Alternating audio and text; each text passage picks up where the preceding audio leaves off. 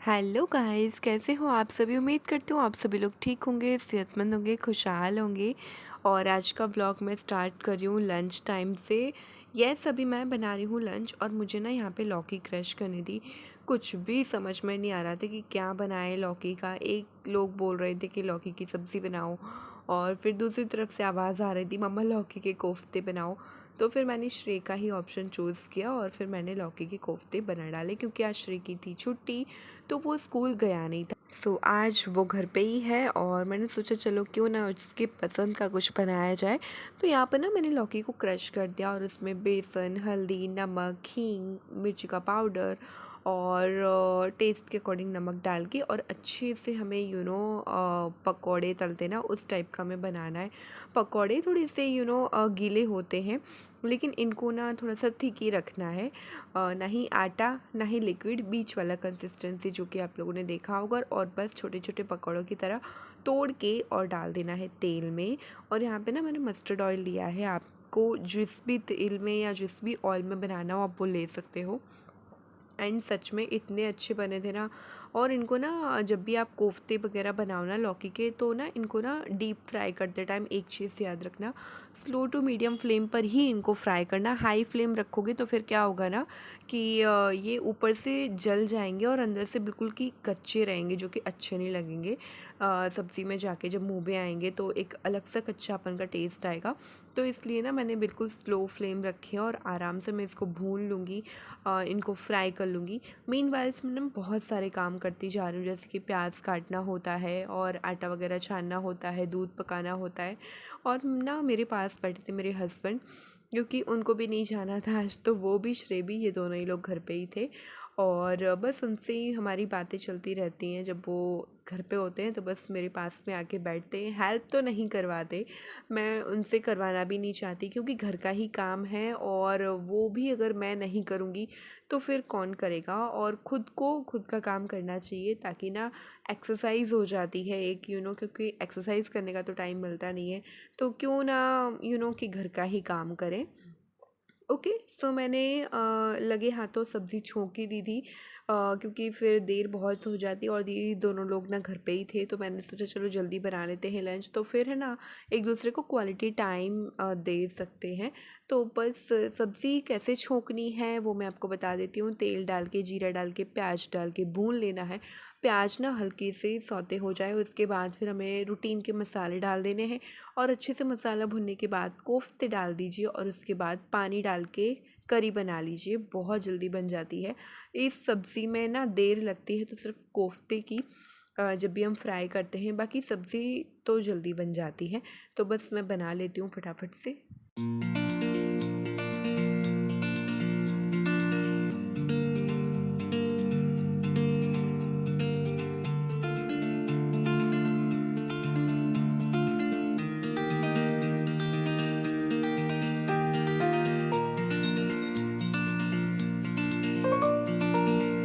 और ना हमारे घर पे क्या होता है ना, दो तरीके से आटे गूँथे जाते हैं। एक होता है जिस वाले गेहूँ में ना चने होते हैं, मतलब कि जिसको कठिया भी बोलते हैं, मैंने बहुत सारे टाइम बताया है।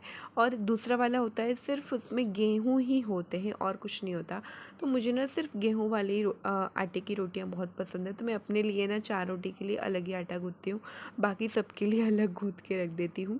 और आजकल ना गर्मियों में आटा गूँथ के रख दो ना 10-15 मिनट के लिए, तो ऊपर की आटे की जो परत है सूख जाती है। तो मैंने क्या करा, गीला कपड़ा डाल दिया आटा गूँथ कर किचन साफ़ कर दिया है और यहाँ पर सब्ज़ी भी बनके तैयार हो गई है। ये देखिए कितनी बढ़िया सी सब्ज़ी लग रही है।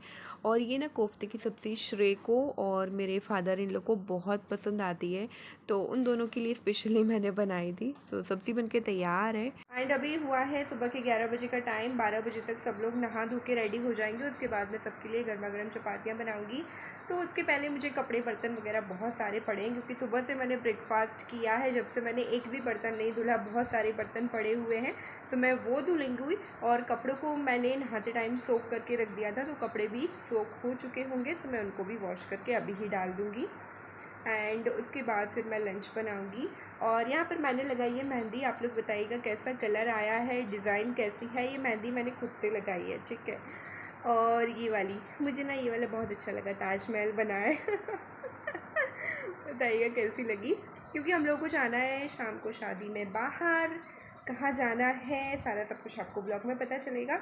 और अभी कुछ डिसाइड नहीं है कितने बजे जाना है, शाम को जाएंगे या रात को जाएंगे, और पता नहीं क्या होगा आगे, कुछ पता नहीं है, अभी पक्का नहीं है, डिसाइड नहीं है। बस मेहंदी लगा के तैयार हो गई, जाऊंगी तो ठीक, नहीं जाऊंगी तो ठीक। तो चलो काम कर लेती हूँ। और मैंने हेयर वॉश किए हैं, तो मेरे बाल ऐसे हैं कुछ रफ। बस मैंने ऐसे रफली बन बना लिया, आप लोग देख सकते हो मैसी है बाल। कोई बात नहीं, सारा काम करके फ्री होके उसके बाद मैं बालों को करूँगी ड्राई हेयर कॉम्बिंग आराम से बैठ के। चलो पहले काम कर लेती हूँ।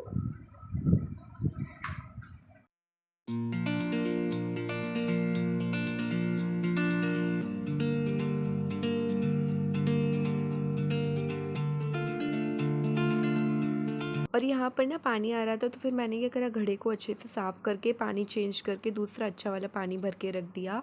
और मैं साथ ही साथ मैंने कपड़े धो लिए थे, तो कपड़े मैंने हाथों से ही धोए, क्योंकि मैंने सोक करने के लिए सुबह रख दिए थे, तो काफ़ी अच्छे से धुल चुके होंगे। और ना मुझे कमेंट बहुत आते हैं, मैम आप बहुत काम करते हो, थक जाते हो, काम वाली रख लो, ऐसे सब कुछ। लेकिन नहीं, जब से मेरी शादी होके आई है मैंने खुद ही सारा काम किया है। चाहे फिर बच्चा छोटा हो या स्कूल जाता हो, कुछ भी हो, सारे सिचुएशन में मैं खुद ही काम करना मुझे अच्छा लगता है। खुद का काम से ना मैं सेटिस्फेक्शन होती हूँ कि हाँ, मैंने जो काम किया वो एकदम सही था। और ख़ुद के काम से ना एक चीज़ और है कि आपकी मेन चीज़ ना, आपकी जो एक्सरसाइज हम नहीं कर पाते हैं ना, वो हो जाती है। तो मुझे ना अपने घर का काम करना मुझे पर्सनली बहुत अच्छा लगता है, वरना मुझे कहीं रोक टोक नहीं है कि मैं काम वाली नहीं रख सकती हूँ। एंड थर्ड रीज़न एक ये भी है कि एक तो गांव में काम वाली मिलती नहीं है, यहाँ पर ना खुद का काम खुद ही करना पड़ता है। ओके, तो ये मेरे लिए बहुत अच्छी बात है, क्योंकि मैं खुद ही करना चाहती हूँ। और मैंने बचपन से अपनी मम्मी को भी देखा है, उन्होंने भी अपना काम खुद ही किया है, और मैं नहीं चाहती कि मेरे घर में आके और कोई काम करे। मेरा घर है, मैं अपने तरीके से सजाऊंगी, अपने तरीके से काम करूंगी, और तभी साफ़ रहेगा। क्योंकि काम वाली तो ऐसी होती हैं, आके चली जाती हैं, लेकिन हम जो होते हैं ना, वो अच्छे से क्लीनिंग कर पाते हैं, कि कोना कोना अच्छे से साफ़ कर लेते हैं।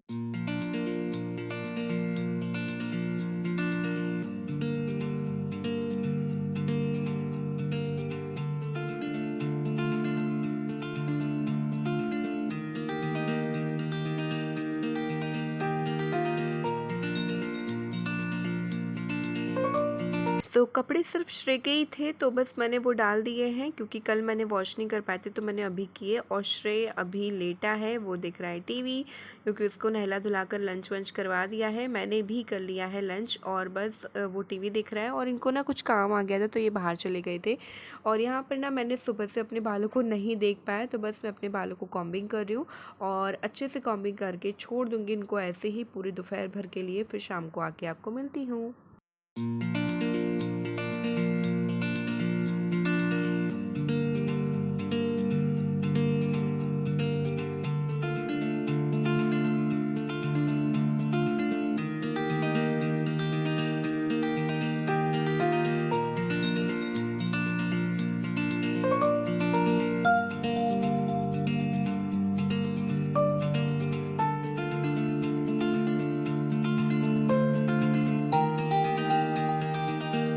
So guys good evening. अभी है शाम का टाइम और यहाँ पर जो मैंने सुबह कपड़े उठाए थे ना उनको मुझे रखना था।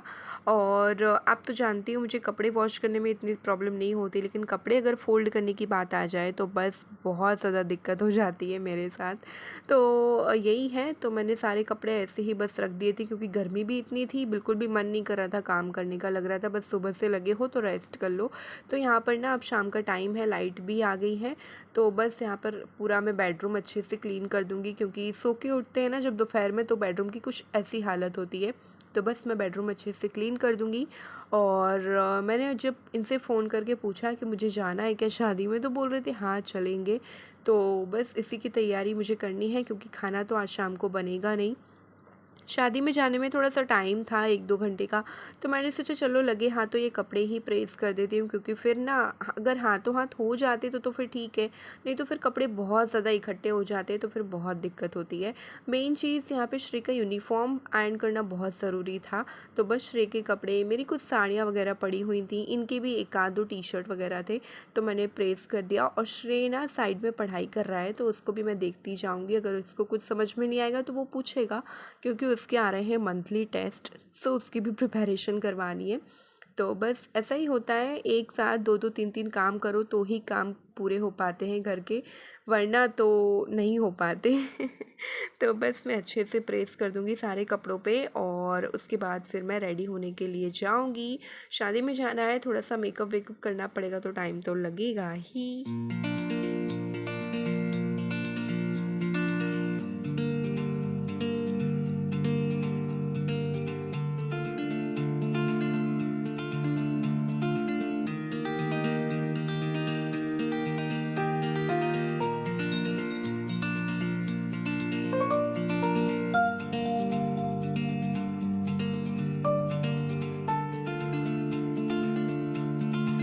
तो शाम की चाय वगैरह करने के बाद अभी बज रहे हैं शाम के 7 और मैं हो रही हूँ रेडी। और मैंने पहना है ये वाला नया और पुराना चूड़ा मिक्स करके पहना है। आप लोग बताइएगा कैसा लग रहा है। और आज मैं ना ये वाली साड़ी पहनने वाली हूँ जिसको मैंने एक बार पहना भी है और इसको ना मैंने ड्राई क्लीन पे डाला था, सो कुछ लेबल वगैरह लगे उनको मैं निकाल दूँगी, कट कर दूँगी। एंड ये ना साड़ी मुझे बहुत अच्छी लगती है, देखने में हैवी और पहनने में एकदम लाइट वेट है। सिर्फ इसका ब्लाउज़ ही हैवी है, साड़ी एकदम लाइट वेट है। सो बस मैं फटाफट से रेडी होकर आपसे मिलती हूँ। फ्रेंड्स मैं हो गई हूँ रेडी, आप लोग मेरा लुक देख सकते हो, बताइएगा कैसी लग रही है। मैंने पहनी है ये वाली साड़ी और शादी में जा रहे हैं हम, मेरे देवर जी की शादी है, तो बस वहीं जाएंगे। और पता नहीं वहाँ पे ब्लॉग बन पाएगा कि नहीं क्योंकि बहुत सारे लोग होंगे, ससुराल की शादी है तो नहीं हो पाता है वहाँ पे शूटिंग वगैरह। ओके सो चलो चलते हैं और देखते हैं कब तक ब्लॉग चलेगा, या तो फिर रास्ते में ही एंड करना पड़ेगा। और मैंने ना चूड़ा ही नया वाला साइड किया, बताइएगा कैसा लगा। नेल पॉलिश भी लगा ली और श्रेय को देखो। चलो बाय, चलो चलते हैं। एंड गाइस हम लोग निकल चुके थे शादी के लिए, अभी बजे होंगे शाम के 8 बजे हम लोग निकल गए थे। मम्मी पापा पहले ही वहाँ पे निकल गए थे शाम को 5 बजे, मैं ये श्रेय हम तीनों लोग बाद में जा रहे हैं। और वहाँ पर मैंने व्लॉग नहीं बना पाया, सो सॉरी, बिकॉज ऑफ ससुराल वाला मामला है, नहीं हो पाते हैं ये सारे काम कैमरे के, सो इस वजह से मैंने व्लॉग नहीं बना पाया। ओके सो मैं ब्लॉग को करती हूँ एंड होप यू आपको ब्लॉग पसंद आया होगा। एंड मैं शादी में गई थी अकेली एंड 2 लोगों को मैं साथ में लाई थी। कौन वो 2 लोग हैं वो आपको आगे ब्लॉग में पता चलेगा, सो प्लीज़ ब्लॉग में कंटिन्यू रहिएगा। ओके सो मिलते हैं नए ब्लॉग में, till then bye bye, take care, thanks for watching, thank you.